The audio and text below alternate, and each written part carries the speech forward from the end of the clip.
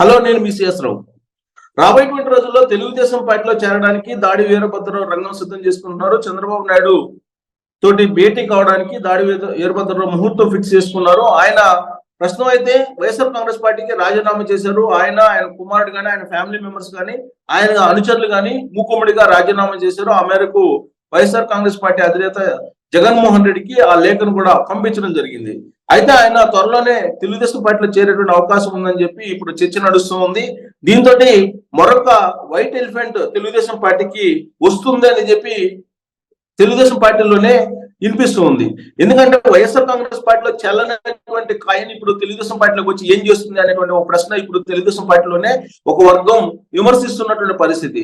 So రాబోయేటువంటి రోజుల్లో ఒకవేళ కనుక వైఎస్ఆర్ కాంగ్రెస్ పార్టీ తిరస్కరించినటువంటి లీడర్లను కనుక ఆహ్వానిస్తూ తెలుగుదేశం పార్టీలో కనుక తీసుకుంటే పార్టీ నష్టపోయేటువంటి అవకాశం ఉందనేటువంటి ఒక ఆందోళన గత 4.5 ఏళ్ల నుంచి వైఎస్ఆర్ కాంగ్రెస్ పార్టీని ఎదుర్కొంటూ అనేక ఇబ్బందులు పడినటువంటి వాళ్ళు భావిస్తూ ఉన్నారు. ఇచ్చినన్ని అవకాశాలు తెలుగుదేశం పార్టీ మరొకరికి ఎవరు కూడా ఇవ్వలేదు.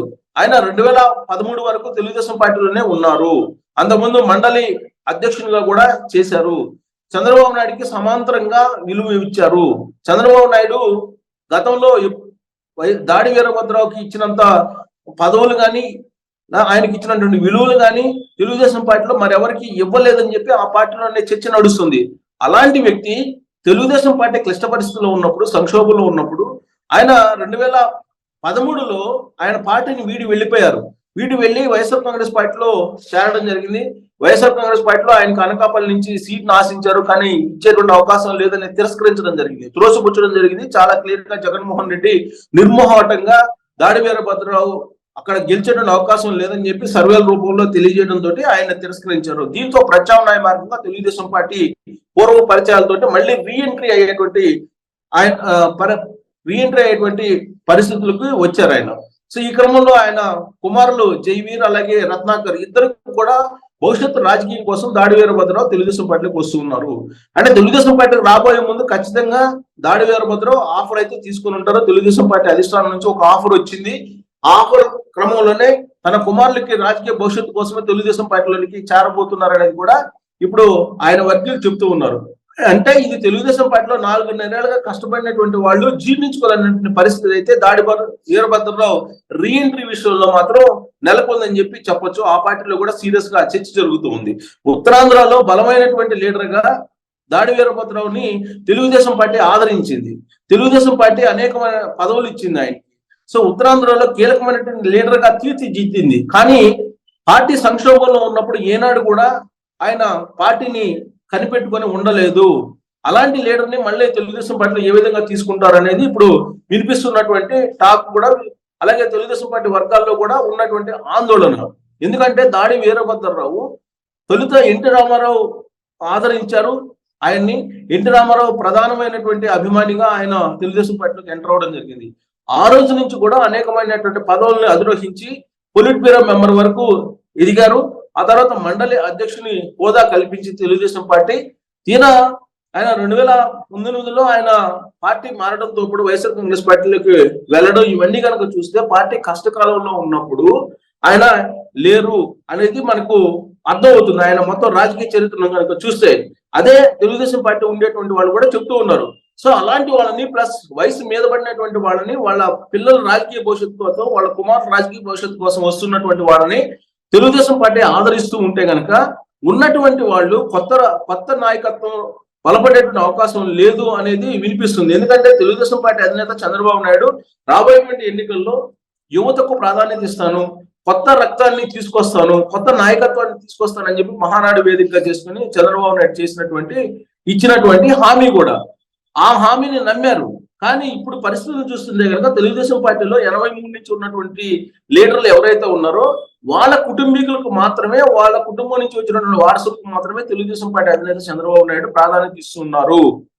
మిగిలినటువంటి యూత్ ఎవరైతే ఉన్నారో వాళ్ళకి విలువ ఇవ్వటం లేదు, వాళ్ళకి సరైన ప్రాధాన్యత ఇవ్వలేకపోతున్నారు అనేటువంటి ఒక అపప్రదని మూట కట్టుకుంటున్నారు చంద్రబాబు నాయుడు అనేది ఆ పార్టీలో ఉండేటువంటి వాళ్ళు చాలా మంది చర్చించుకుంటున్నారు, బయటికి చెప్పనప్పటికీ కూడా.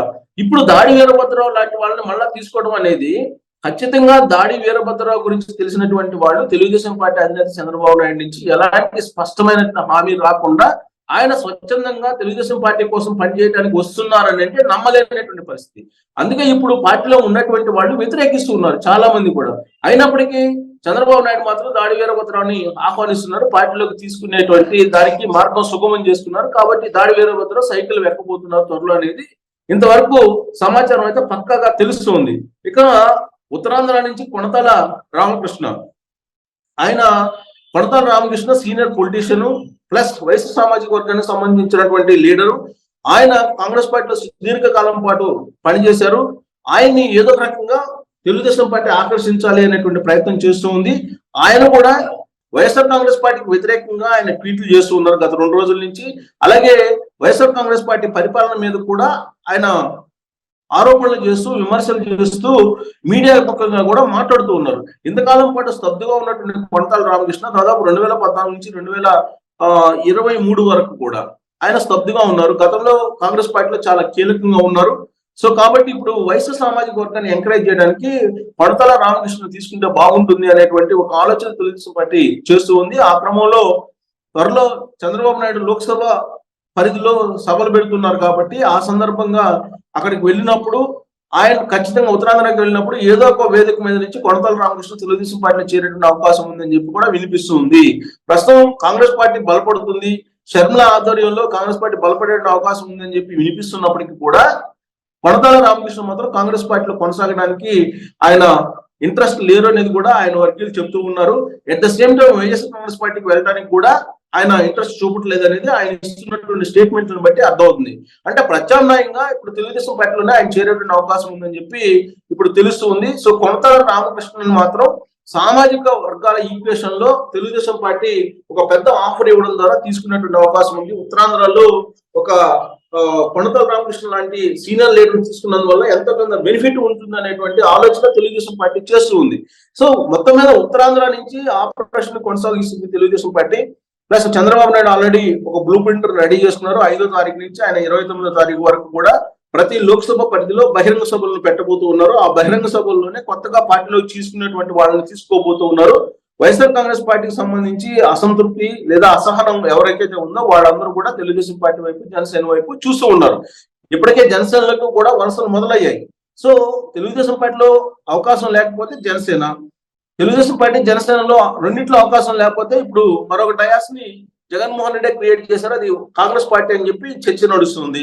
సో కాంగ్రెస్ పార్టీ కూడా ఒక ప్రత్యామ్నాయ డయాస్ గా ఇప్పుడు కనిపిస్తుంది ఆంధ్రప్రదేశ్ లో. దీంతో అక్కడ రాజకీయాలు చాలా వేగంగా మారుతూ ఉన్నాయి. సో టర్న్ కూడా అవుతున్నాయి, ప్రతి రోజు కూడా టర్న్ అవుతున్నటువంటి పరిస్థితి.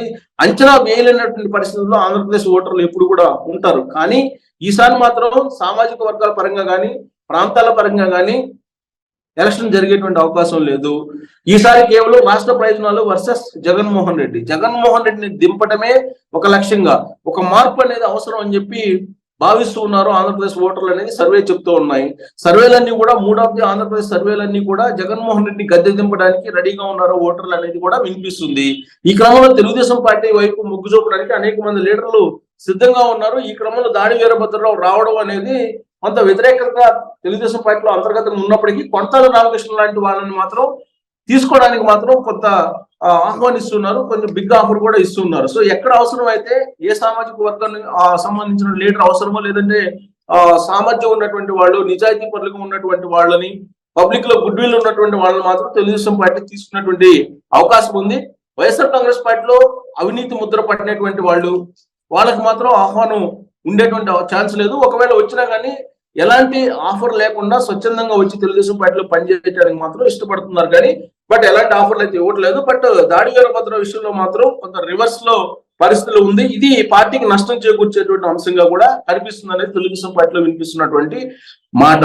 సో రాబోయేటువంటి రోజుల్లో అటు కొనతాల ఇటు దాడి వీరభద్రరావు ఇద్దరు తెలుగుదేశం పార్టీలోకి వచ్చేటువంటి అవకాశం ఉందా, లేదంటే కేవలం దాడి వీరభద్రరావు మాత్రమే తెలుగుదేశం పార్టీలోకి వచ్చేటువంటి అవకాశం ఉందా, ఆయన తెల్ల ఏనుగ్గా తెలుగుదేశం పార్టీకి మారబోతున్నారా అంటే ఇప్పుడు వైవి సుబ్బారెడ్డి కానీ లేదా ఐటీ శాఖ మంత్రిగా ఉన్నటువంటి గుడివాడ అమర్నాథ్ కానీ చెప్తున్న దాని ప్రకారం వైఎస్ఆర్ కాంగ్రెస్ పార్టీలో తిరస్కరించినటువంటి లీడర్లని తెలుగుదేశం పార్టీలో చేర్చుకుంటున్నారంటే తెలుగుదేశం పార్టీ ఎంత బలహీనంగా ఉందో అర్థమవుతుందని చెప్పి వాళ్ళిద్దరూ తాజాగా చేసినటువంటి కామెంట్లు. అంటే ఇలాంటి కామెంట్లకు ఆస్కారం ఇవ్వకుండా తెలుగుదేశం పార్టీ జాగ్రత్త పడకపోతే మూడవది ఆంధ్రప్రదేశ్ కొంచెం అటు ఇటు మారేటువంటి అవకాశాలు కూడా లేకపోలేదనేది ఇప్పుడు తాజాగా జరుగుతున్నటువంటి చర్చ.